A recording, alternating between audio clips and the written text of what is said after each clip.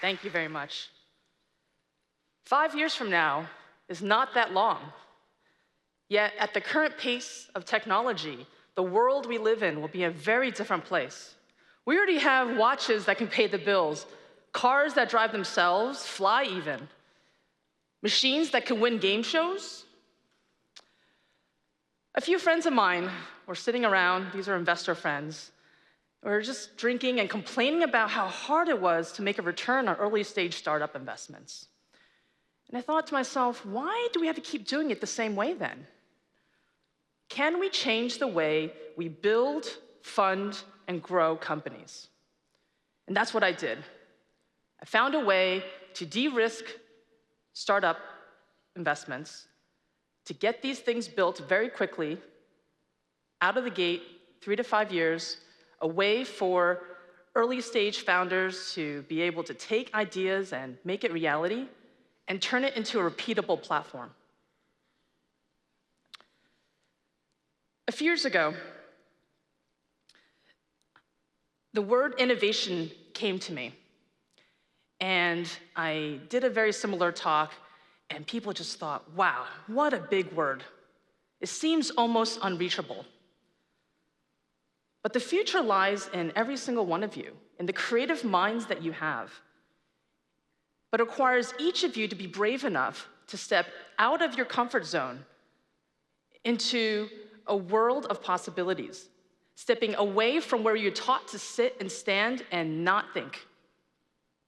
Don't be scared. You can do it. You can absolutely do this. It is not the big, ridiculous ideas of inventing a new iPhone tomorrow.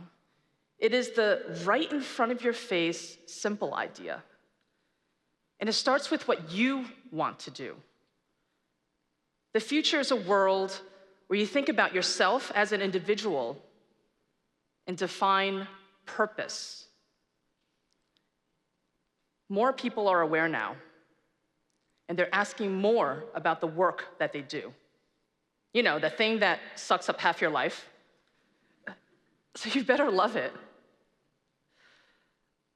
I want to talk about this company.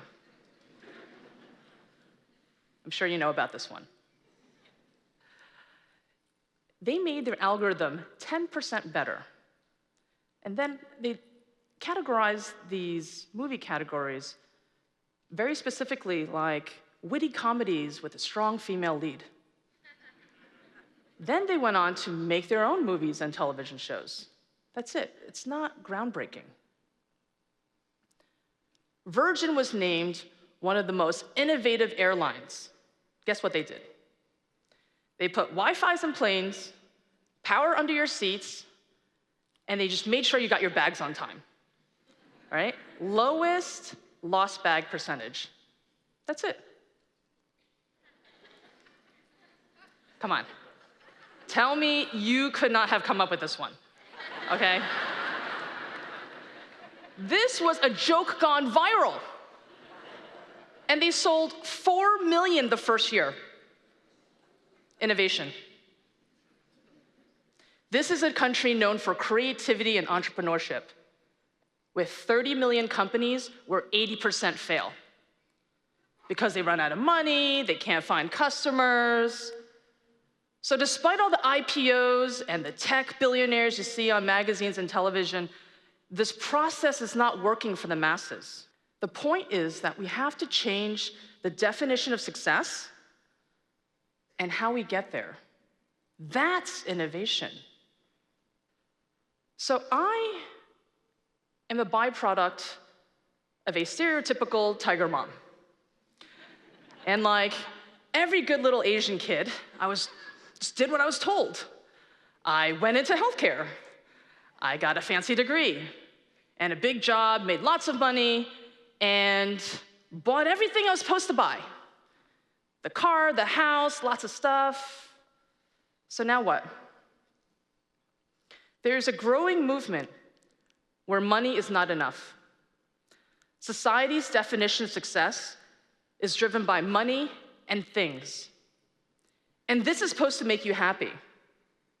But it doesn't. So why do you keep doing it? Why do you keep chasing the thing that just makes you uncomfortable? What would change your life? Finding purpose? It's figuring out how to innovate not just products, but driven to what you want to do and create the world that you want to live in. Happiness is the coming together of pleasure and meaning, now and in the future. And when you're happy, you're more successful, and the whole thing continues a cycle. And it's about redefining the success point. How can you measure yourself besides money? How can you do things differently? The last automobile startup was Chrysler back in 1925. Then came Tesla. It started with 18 people, and none of them had ever built a car before.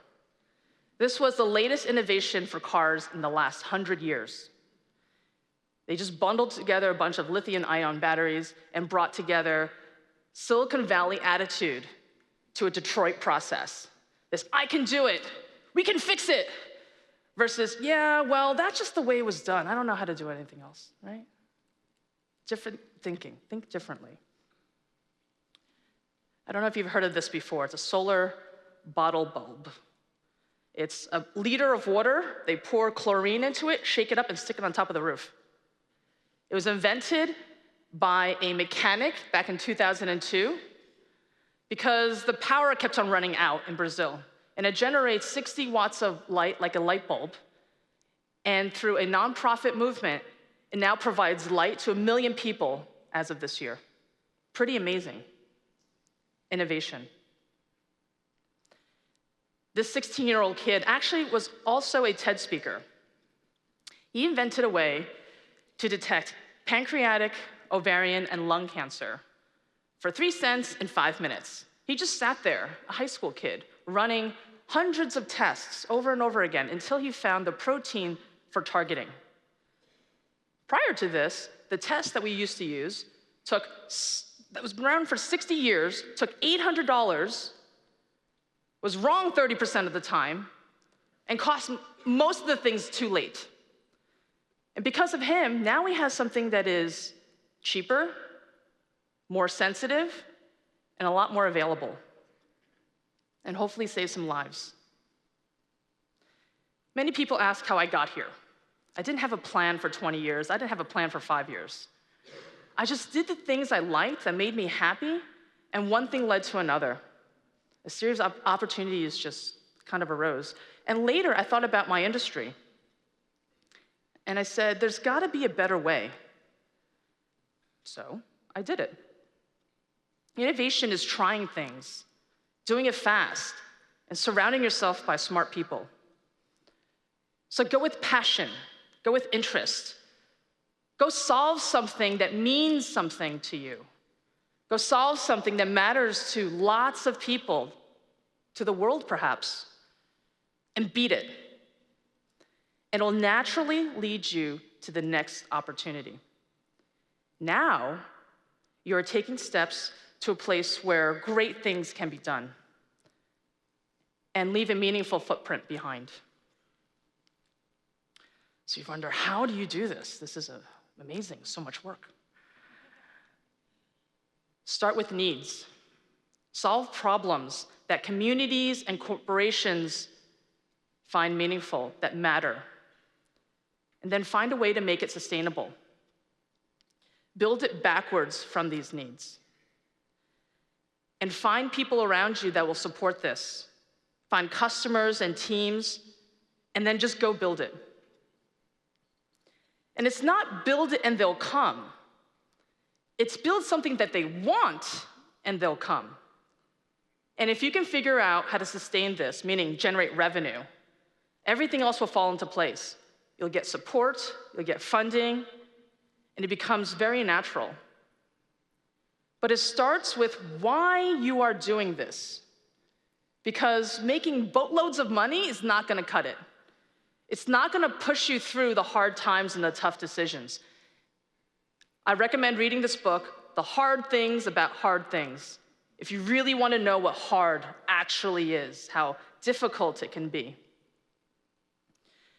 And this ability to innovate for corporations right now is super needed. At the pace of the markets and technology, this agility is terribly important. This is about how many companies are sold each year in the US. Notice that there are not billions of dollars of companies, yet that's how people think. And there's been one very popular way of funding this, through venture capital money, which leads to a vicious cycle of needing more venture capital money, which makes plenty of sense. It's all fine as long as you can make out with enough of the company for it all to make sense, assuming that it all works out. But it also takes into consideration that you might have a third party or someone else's vision and desires and needs mixed in. And so it's very rare that I hear the mission of a company to be about, I want to make boatloads of money. That's usually not what I hear. I usually hear, I want to change the world. I want to make the world a better place by. And so I propose a different way about going through this.